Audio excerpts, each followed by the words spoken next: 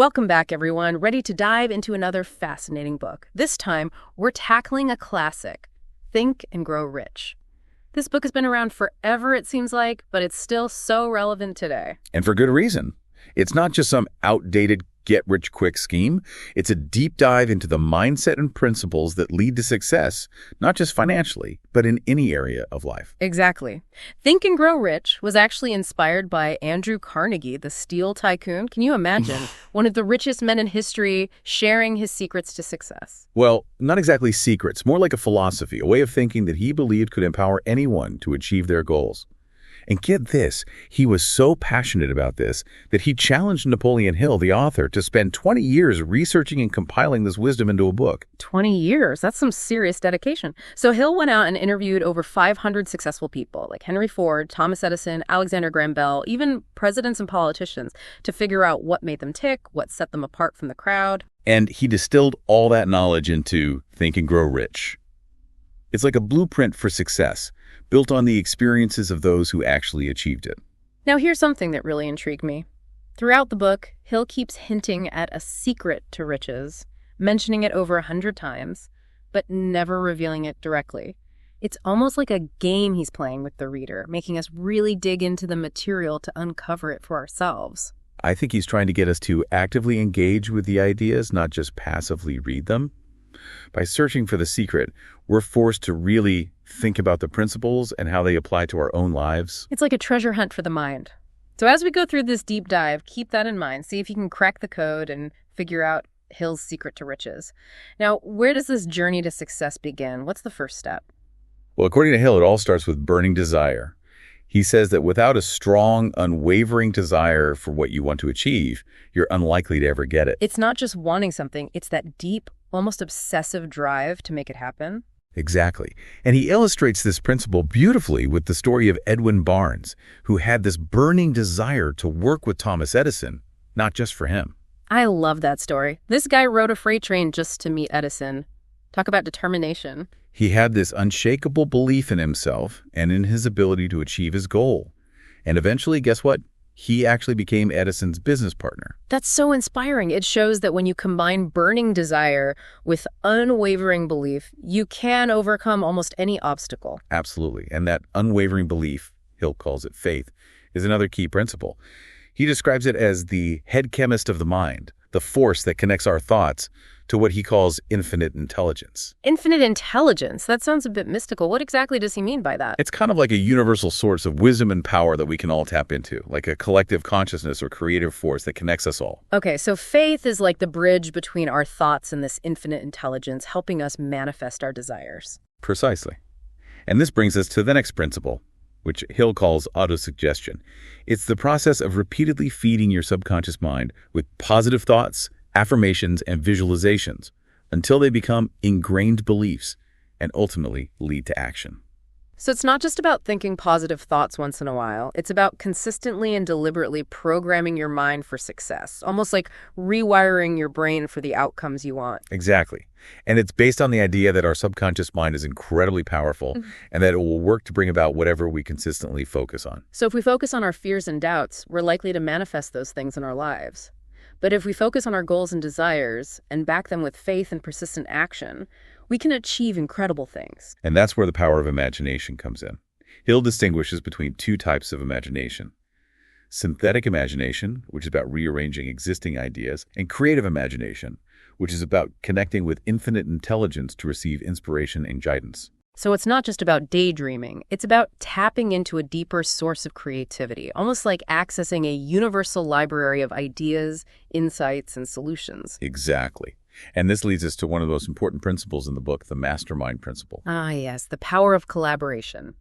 Hill was adamant that no one achieves great wealth or success alone. We need to surround ourselves with like-minded individuals, form alliances, and combine our brain power to achieve common goals. He uses the story of how U.S. Steel was created to illustrate this principle. Charles Schwab had this ambitious vision, but he needed J.P. Morgan's resources and influence to make it a reality. It's like forming a superhero team for success. Each member brings their unique strengths and talents to the table, and together they can achieve far more than they ever could individually. Precisely. And Hill believes so strongly in the power of the mastermind that he even created his own imaginary group, consisting of figures like Edison, Lincoln, and Carnegie, to mentor and guide him in his own life. Wow. That's fascinating. It shows that even if we don't have direct access to the people we admire, we can still benefit from their wisdom and guidance through visualization and mental rehearsal. And this ties into another intriguing concept, the sixth sense. Hill describes it as this almost mystical ability to access wisdom, intuition, and guidance from a higher source. Okay, the sixth sense. Now that sounds like something straight out of a movie, but how do we develop this? Is it something we're all born with, or can we cultivate it? Hill suggests it's a faculty we can develop through self-reflection, meditation, and attunement to our inner voice. It's about learning to trust our intuition and to recognize those subtle signals and hunches that often guide us towards the right path. So it's about paying attention to that gut feeling, that inner knowing that often speaks to us in whispers rather than shouts. Exactly. And this sixth sense can be incredibly powerful in helping us make decisions, avoid danger, and seize opportunities that others might miss. But to truly tap into our sixth sense, and to achieve any of our goals for that matter, we need more than just desire, faith, and imagination. We need something else, something that will help us push through the inevitable challenges and setbacks we'll face along the way. What is it that Hill says is absolutely crucial for success? Persistence. Yes. Persistence with a capital P. It's not just about working hard, it's about having an unwavering determination to keep going even when things get tough, to never give up on our dreams no matter what obstacles we encounter. He provides some truly inspiring stories to illustrate the power of persistence, like the story of author Fannie Hurst, who faced 36 rejections before finally getting a story published. 26 rejections, that's enough to make anyone want to give up. But she didn't. She kept refining her craft, kept submitting her work, and eventually achieved incredible success. And then there's Kate Smith, who sang for free for years, honing her talent and facing countless no's before finally getting her big break. But she persisted and eventually became one of the highest paid singers of her time. These stories are so powerful because they show that success is often a marathon, not a sprint. It's not about instant gratification. It's about having the grit and determination to keep going when everyone else would have quit. Exactly. But what holds us back from persisting? What makes us want to throw in the towel when things get tough? Hill says it's fear. Fear. The ultimate dream killer. He identifies 6 ghosts of fear: poverty, criticism, ill health, loss of love, old age, and death. These fears are deeply rooted in our subconscious and can paralyze us, preventing us from taking action and living the lives we truly desire. And he argues that the fear of criticism is particularly damaging, as it can rob us of our initiative, our creativity, and our individuality. He even shares his own struggle with this fear when he first started researching the book. It's encouraging to know that even someone like Hill, who dedicated his life to studying success, faced his own fears and insecurities. It makes him seem more relatable, more human. Absolutely. And it highlights the importance of another key principle, self-mastery. Hill argues that the key to controlling your destiny lies in controlling your mind. You must learn to conquer your fears, manage your thoughts, and believe in your ability to achieve your goals. So it's not just about positive thinking, it's about taking control of the mental chatter, silencing those negative voices, and choosing to focus on thoughts that empower and uplift us. Exactly. And he uses Henry Ford as a prime example of someone who harnessed the power of his mind. Ford faced countless doubters, but he trusted his vision, persisted in his efforts, and ultimately revolutionized the automobile industry. What's so inspiring about Ford's story is that he didn't come from privilege. He created his own opportunities, backed them with unwavering persistence, and achieved extraordinary success. He's a testament to the power of self-belief and the idea that we are not limited by our circumstances, but by our own thoughts and beliefs. And speaking of dismantling limiting beliefs, Hill really digs into the fear of criticism. He says it can stop people from pursuing their dreams, from leaving unhappy relationships, even from getting an education. It can truly keep us trapped in lives we don't want. So it's not just about facing external challenges. It's about conquering those inner demons, those fears that whisper doubts and prevent us from living to our full potential. And Hill emphasizes that we have absolute control over only one thing: our thoughts. That's incredibly empowering because it means we have the power to shape our own destiny by choosing our thoughts carefully. So it's about being mindful of our thoughts, recognizing those that serve us and those that hold us back, and making a conscious effort to cultivate a more positive and empowering mindset. Precisely. And he reminds us that our minds are our spiritual estate, deserving of the utmost care and protection. He even goes so far as to say that we were given willpower for this very purpose, to control our thoughts and direct our lives. It's like we've been given this incredible gift, this power to choose our thoughts and, by extension, to shape our own reality. But it's up to us to use that power wisely. And that's where self-discipline and habit come into play. We can train our minds just like we train our bodies, by consistently practicing positive thinking, focusing on our goals, and cultivating empowering beliefs. It's like giving your mind a job to do instead of letting it wander aimlessly and get into trouble. Precisely. And he also addresses one of the more controversial topics in the book, sexual transmutation. Ah, yes. The chapter that raised a few eyebrows, to say the least. It might seem a bit out of place in a book about financial success, but Hill makes a fascinating argument. He believes that sexual energy is one of the most powerful forces in human experience, and when harnessed and redirected, it can fuel creativity, ambition, and drive. So he's not suggesting we suppress or deny this natural energy, but rather that we learn to channel it in a constructive way. Exactly. It's about understanding how to transform that raw energy into something that can fuel our passions, enhance our focus, and help us achieve our goals. It's almost like alchemy, transforming one form of energy into another. Precisely. And he even suggests that personal magnetism, which is so crucial for leadership and salesmanship, is essentially transmuted sexual energy. It's about radiating confidence, charisma, and a certain je ne sais quoi that draws people in. Now, this is where it gets really interesting. Hill is suggesting that there's a connection between our physical energy, our sexual energy, and our mental and emotional states. He's saying that by learning to manage and direct our sexual energy, we can actually enhance our creativity, focus, and drive in all areas of our lives. But he's not advocating for recklessness or indulgence. Absolutely not. He actually warns against sexual intemperance, saying that it can be just as damaging as any other kind of excess. So it's about balance, right? About finding that sweet spot where we can enjoy life's pleasures without letting them become distractions or obstacles to our goals. Exactly.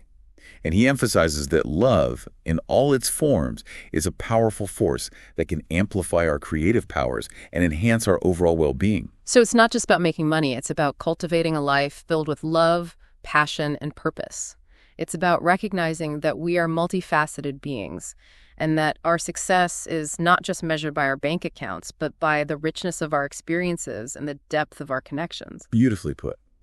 And Hill even takes a moment to address the advantages of living in a capitalist society, arguing that despite its flaws, the American system of free enterprise offers immense opportunities for those willing to work hard and apply the principles he outlines in the book. He seems to be acknowledging the systemic issues and inequalities that exist, but he's also saying that even within an imperfect system, we still have the power to create our own success through initiative, innovation, and a willingness to embrace the opportunities that are available to us. Exactly.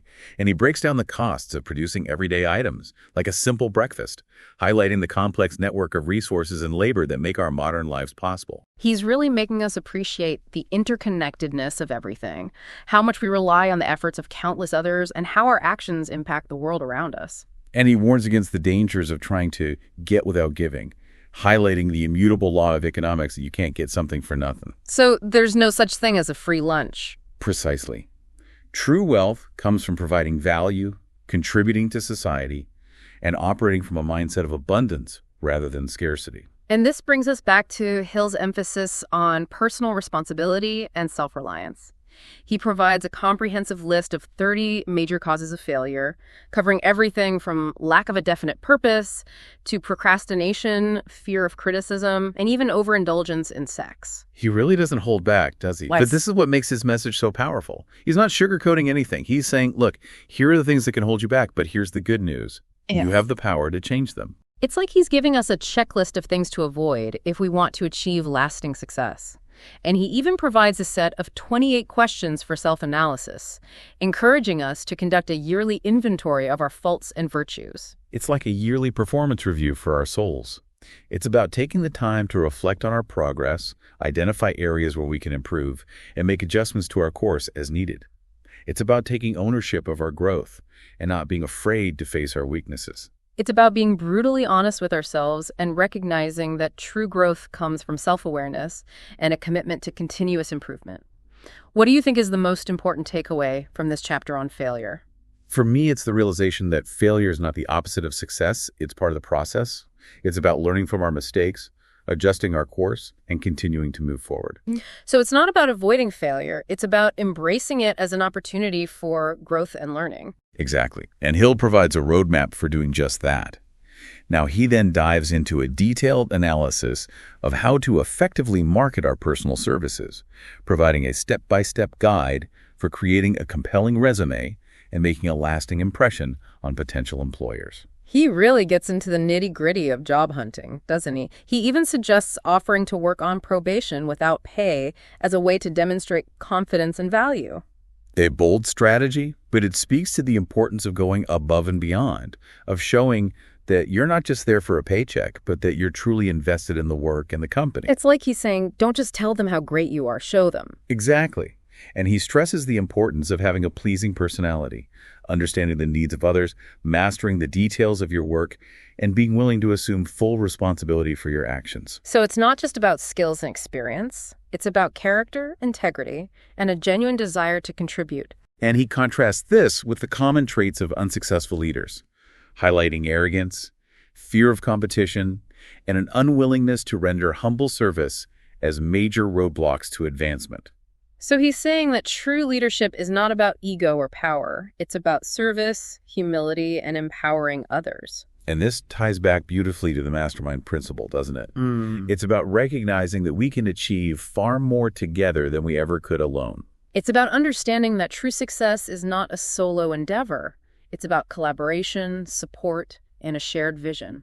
And he concludes by reminding us that the world is constantly changing, creating new opportunities for those with imagination, initiative, and a willingness to embrace the unknown. So he's encouraging us to never stop learning, growing, and adapting to the evolving landscape of possibilities. And to always remember that we have the power to create the lives we desire. So as we move into the next part of this deep dive, keep those ideas in mind.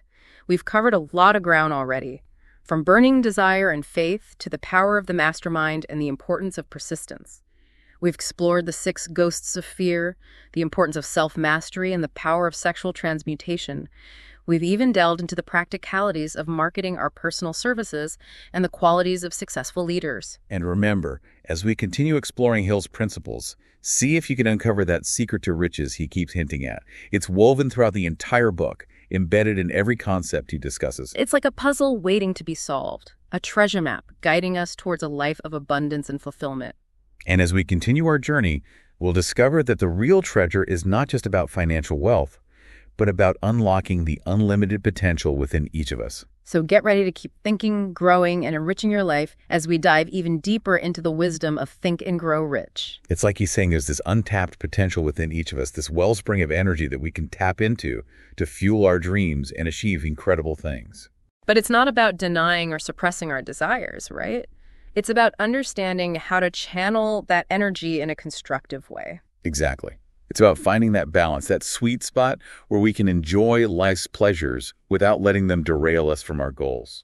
And I think that's where Hill's breakdown of the 30 major causes of failure comes in. It's like he's giving us a roadmap for avoiding those pitfalls and staying on track. He's definitely not afraid to call out the common mistakes that people make, is he? But I think that's what makes this book so valuable. It's not just about inspiration. It's about practical guidance, about learning from the mistakes of others so we don't have to repeat them. What are some of those causes of failure that stood out to you? Well, he covers a wide range, from the more obvious ones like lack of a definite purpose, procrastination, and fear of criticism, to some less obvious but equally important factors. Like Lack of imagination, unwillingness to cooperate with others, and even overindulgence in sex. Overindulgence in sex. That one seems a bit surprising in a book about financial success. I know, right? But I think he's talking about balance again, about recognizing that every area of our lives is interconnected and that our physical, mental, and emotional well-being all contribute to our overall success. So it's about finding that equilibrium, that harmony between our desires and our goals, between enjoying life and staying focused on what's truly important. Precisely. And to help us stay on track, Hill even encourages us to conduct a yearly inventory of our faults and virtues, using a set of 28 questions for self-analysis. It's like he's giving us a yearly performance review, but for our souls. Exactly. It's about taking the time to reflect on our progress, identify areas where we can improve, and make adjustments to our course as needed. It's about taking ownership of our growth and not being afraid to face our weaknesses. It's like that saying, what gets measured gets managed. By taking the time to honestly assess ourselves, we can identify those areas where we might be self-sabotaging and take steps to course correct. And this commitment to self-reflection and personal growth is essential, especially when it comes to navigating the often challenging world of work. Hill provides a detailed guide on how to effectively market our personal services, from crafting a compelling resume to making a lasting impression during interviews. He really gets into the nitty-gritty of job hunting, doesn't he? He does. He even suggests offering to work on probation without pay as a way to demonstrate confidence and value to potential employers. Wow, that's a bold move. But it speaks to his emphasis on taking initiative and going above and beyond to prove your worth. Exactly. It's about showing that you're not just there for a paycheck, but that you're truly invested in the work and the company. It's about demonstrating your commitment and your willingness to go the extra mile. Precisely. And he also stresses the importance of developing those soft skills that are so crucial for success in any field. Like what? Like having a pleasing personality, understanding the needs of others, mastering the details of your work, and being willing to assume full responsibility for your actions. So it's not just about technical skills and expertise, it's about character, integrity, and a genuine desire to contribute. Exactly. And he contrasts these qualities with the traits of unsuccessful leaders, highlighting arrogance, fear of competition, and an unwillingness to render humble service as major roadblocks to advancement. So he's saying that true leadership is not about ego or power. It's about service, humility, and empowering others. It's about recognizing that our success is intertwined with the success of those around us. It's about understanding that we can achieve far more together than we ever could alone. And that brings us back to the mastermind principle, doesn't it? The idea that we need to surround ourselves with people who inspire us, support us, and challenge us to grow. It's about building a network of like-minded individuals who share our vision and who can help us achieve our goals. And Hill reminds us that the world is constantly changing, creating new opportunities for those who are willing to adapt, innovate, and embrace the unknown. He's encouraging us to stay curious, to be lifelong learners, and to never stop exploring new possibilities. And to always remember that we have the power to create the lives we desire.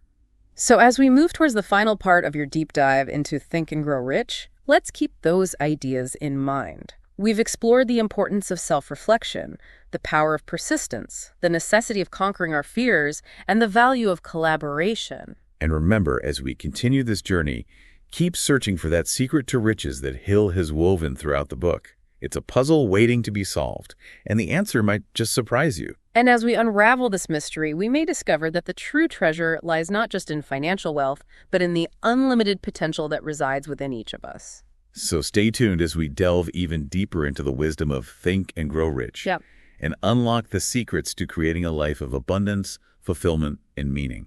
It's amazing how a book written so long ago can still be so relevant today, right? It's almost like Hill had a time machine and could see into the future. I think he just tapped into something fundamental about human nature, that desire we all have to achieve our dreams and create a better life. And he gave us the tools to do it. He didn't just tell us what to think. He gave us a framework for how to think, how to harness the power of our minds. He showed us that we're not just victims of circumstance. We have the power to shape our own destiny. And he didn't sugarcoat it either. He acknowledged the challenges, the setbacks, the fears that can hold us back.